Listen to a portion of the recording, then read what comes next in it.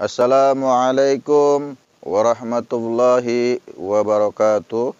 Jamaah kaum muslimin dan muslimat yang dirahmati Allah, patut bersyukur kita kepada Allah. Alhamdulillah, di hari yang penuh berkah ini, di hari raya Idul Adha 10 Zulhijjah 1443 Hijriah, kita masih diberikan kesempatan oleh Allah untuk bertafakur, bertadabur, bermuzakarah dalam rangka memperbaiki diri kita agar menjadi pribadi-pribadi yang bertakwa.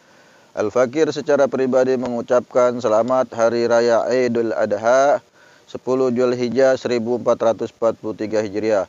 Mudah-mudahan Hari Raya Idul Adha ini, Hari Raya Idul Kurban ini menjadi momentum kita agar senantiasa terus melakukan upaya-upaya pengorbanan untuk agama Allah, untuk syiar-syiar Islam, untuk tegaknya syariat Islam. Jamaah kaum muslimin dan muslimat yang dirahmati Allah, perintah dalam hari raya Idul Adha itu ada dua. Yang pertama adalah pergi haji jika mampu, dan yang kedua yaitu menyembelih hewan kurban. Perintah pergi haji jika mampu wajib bagi yang mampu. Man istata'a ilaihi sabila. Ya. Jadi pergi haji itu wajib bagi yang mampu. Sementara kurban hukumnya sunnah mu'akadah.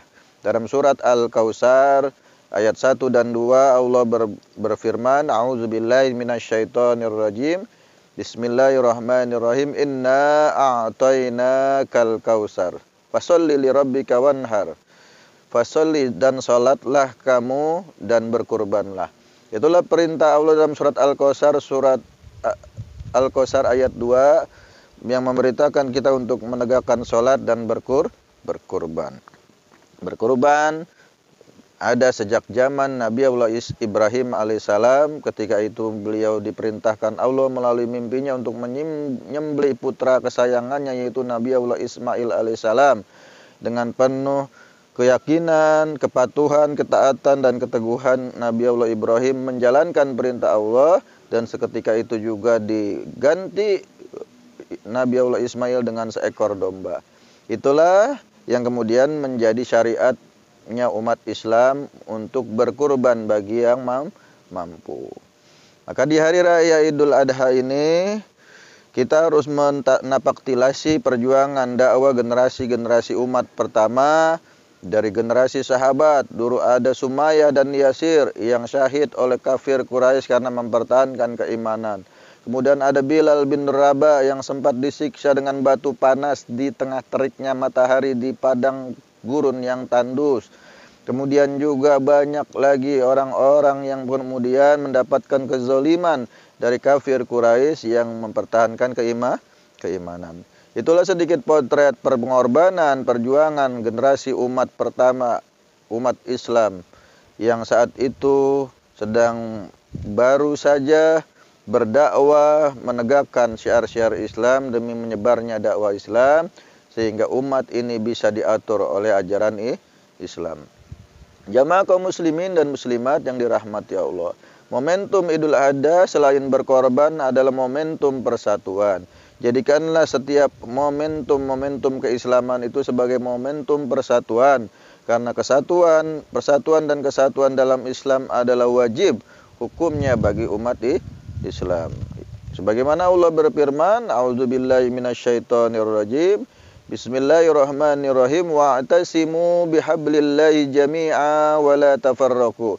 Berpegang teguhlah pada tali Allah dan janganlah kalian bercerai-berai. Itulah perintah Allah.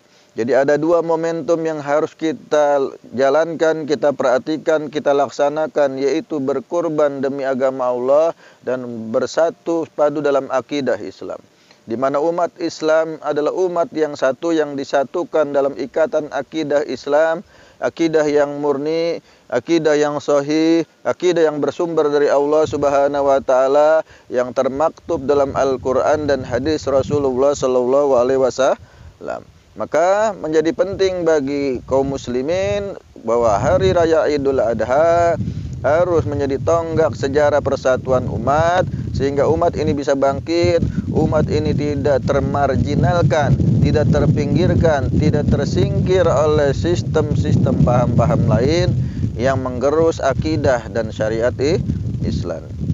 Maka mari kita bersatu padu mengajak umat, membina umat, memunculkan kesadaran umat akan pentingnya persatuan, akan pentingnya berkorban dalam agama. Insya Allah jika kedua momentum itu dijalankan, momentum itu terwujud, kita akan bisa bangkit, kita akan bisa menyelamatkan seluruh umat manusia di bumi Allah ini dengan ajaran Islam. Kita bisa kemudian menenteramkan kedamaian, menciptakan suasana harmonis dan damai dalam kehidupan bermasyarakat di dunia dan akhirat. Itulah yang harus kita pahami bersama agar kita bisa bersama-sama menjadikan Hari Raya Idul Adha sebagai momentum pengorbanan dan momentum persatuan. Ya, kesimpulannya, mari kita wujudkan pengorbanan demi tegaknya agama dan wujudkan persatuan kaum muslimin agar kita semua menjadi umat yang terbaik di bumi Allah. Itulah sedikit pembicaraan kita di hari yang penuh berkah ini. Mudah-mudahan bermanfaat, bisa menjadi motivasi buat kita, menjadi dorongan buat kita, menjadi spirit buat kita, agar kita senantiasa menjadi orang yang memiliki jiwa berkorban dan sikap yang ingin bersatu dalam satu naungan akidah Islam. Mungkin itulah sedikit yang bisa Al-Fakir sampaikan, mudah-mudahan bermanfaat. Kurang lebihnya mohon maaf. Subhanaka Allahumma wa bihamdika asyhadu an la ilaha illa anta astaghfiruka wa atubu ilaik. Assalamualaikum warahmatullahi wabarakatuh.